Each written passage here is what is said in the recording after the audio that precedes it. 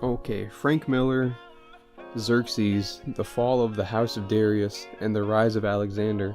I just kind of wanted to make this video to get a little bit more exposure out because no one's talking about this fucking shit. It's the sort of sequel, but not really, to 300, and it's taken like over a decade for this thing to finally fucking come out. And even though I just bought it, it actually came out in like the quarter four of 2018, and nobody's talking about it. Nobody gives a shit. Like, usually, anytime something by Frank Miller comes out, people are not blabbing about it, at least within the gay comic book circles. But no, I mean, I didn't even know this came out. I'm not like a real big comic book guy. I really only read Frank Miller, Alan Moore stuff, and maybe a couple other standout examples that people jerk off over just out of curiosity. But yeah, I got it from pretty much anything Frank Miller does. I think is pretty fucking good.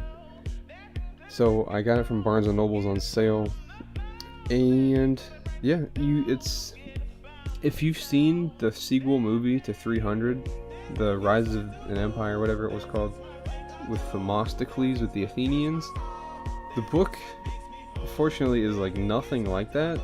I thought the movie was good, but I would have been disappointed if I was just reading the script comic book version of the movie.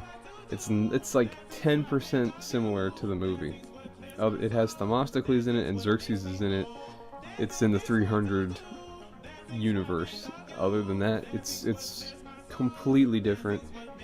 It's this really loose experimental narrative about war and motivations for it in general, what makes the rise and fall of emperors and rulers, and it's kind of weird.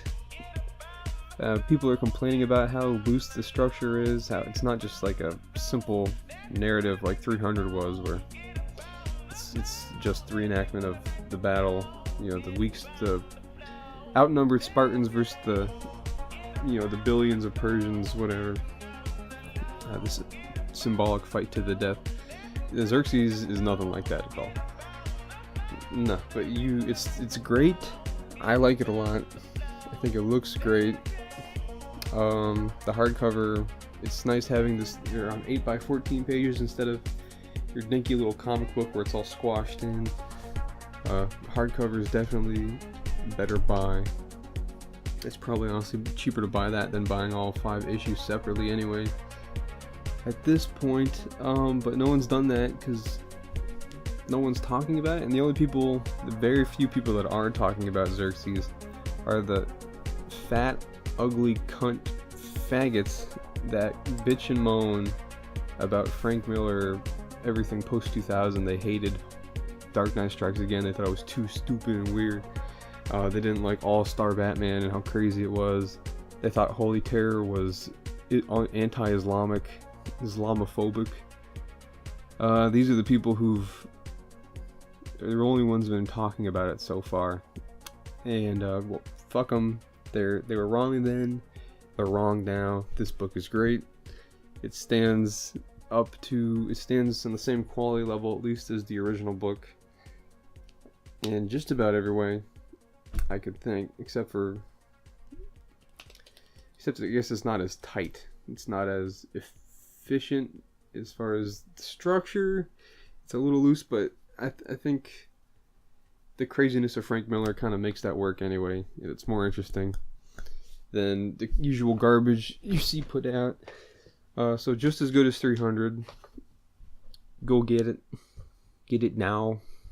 Linkara is gay. Don't listen to him if you were ever dumb enough to listen to him.